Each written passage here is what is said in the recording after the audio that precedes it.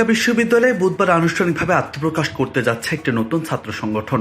বেলা ৩টায় বিশ্ববিদ্যালয়ের মধুর ক্যান্টিনের সংবাদ সম্মেলনের মাধ্যমে সংগঠনটির আনুষ্ঠানিক ঘোষণা দেওয়া হবে।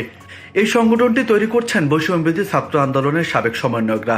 সংগঠনটির সম্ভাব্য নাম হিসেবে আলোচনা রয়েছে গণতান্ত্রিক ছাত্র সংসদ। মঙ্গলবার রাতে এক সংবাদ বিজ্ঞপ্তিতে এই তথ্য জানান আল মাসনুন নামের এক শিক্ষার্থী।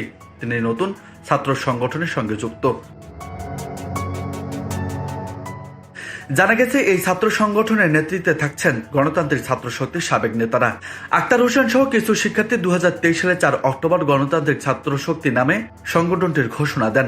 2024 সালের 14 সেপ্টেম্বর সংগঠনটি তাদের কার্যক্রম স্থগিত এবং কমিটি বিলুপ্তি ঘোষণা করে।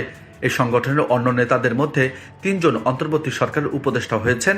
এর মধ্যে নাহিদ ইসলাম গতকাল পদত্যাগ করেছেন। ছাত্র জনতার আন্দোলনের সময় ছাত্রলীগ থেকে পদত্যাগ করা এবং আওয়ামী লীগের শাসন আমলে ছাত্রলীগের বিভিন্ন কর্মসূচিতে বাধ্য হয়ে অংশ নেওয়া শিক্ষার্থীরা এই সংগঠনের সঙ্গে যুক্ত হচ্ছেন। ইসলামী ছাত্র শিবিরের সঙ্গে আগে কোনো না কোনোভাবে যুক্ত ছিলেন এমন কয়েকজন শিক্ষার্থীও নতুন সংগঠনে যোগ দিচ্ছেন বলে জানা গেছে। এদিকে গতকাল রাতে নতুন ছাত্র সংগঠনের নেতৃত্বের নির্ধারণের একটি বৈঠক হয়। বৈঠক সূত্রে জানা গেছে, সংগঠনের কেন্দ্রীয় আহ্বায়ক হচ্ছেন আবু বাকের মজুমদার।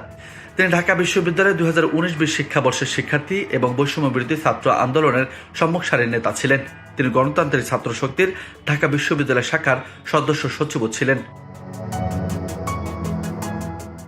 এছাড়া কেন্দ্রীয় কমিটির সদস্য সচিব হচ্ছেন জাহিদ হাসান। তিনি ঢাকা বিশ্ববিদ্যালয়ে 2018-19 শিক্ষাবর্ষের শিক্ষার্থী এবং বৈষম্য বিরোধী ছাত্র আন্দোলনের কেন্দ্রীয় দপ্তর সেলের সম্পাদক।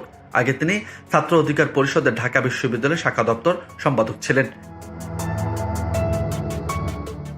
এদিকে ঢাকা বিশ্ববিদ্যালয় শাখার আহ্বায়ক হচ্ছেন আব্দুল কাদের। বৈষম্য বিরোধী ছাত্র আন্দোলনের সময় 9 দফা দাবি উত্থাপনের মধ্য দিয়ে তিনি আলোচনায় আসেন।